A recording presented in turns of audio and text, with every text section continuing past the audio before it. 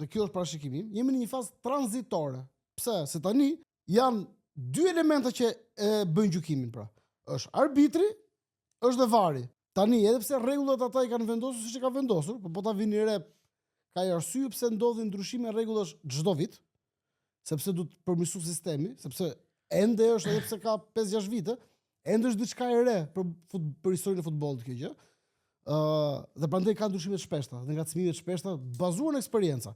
Është një përmirësim e sipër, por kjo simbiozë midis varit si diçka abstrakte dhe arbitrit human konkret, edhe për mendimin tim me avancimin e teknologjisë nuk do zgjaset e kjo, më shumë se 10 vite të tjera. Pra edhe këto polemika, pastaj polemika pas gjithmonë.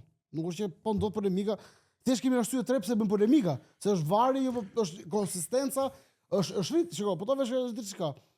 Është rritur niveli i kontestimit dhe i polemikës. Që do thotë, ti sot po bën polemika për penallti shumë ngjashme me njëra tjetrën ku njëri jepet dhe njëri s'jepet. Po, këtë po them. Po shkosh çik para në kohë, kur s'kishte VAR, nuk ka qenë kaq margjinale diferenca e polemikës, ka qenë shumë e madhe.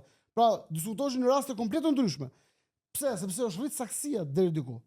Pavarësisht se nuk ngjan kështu, po realisht është rrit saksia. Tani diskutohet offside ke centimetri. Dikur nuk se tani është fut teknologjia offside. Pra, ishte e pamundur fizikisht që ti ta bëje ndarjen ke centimetri.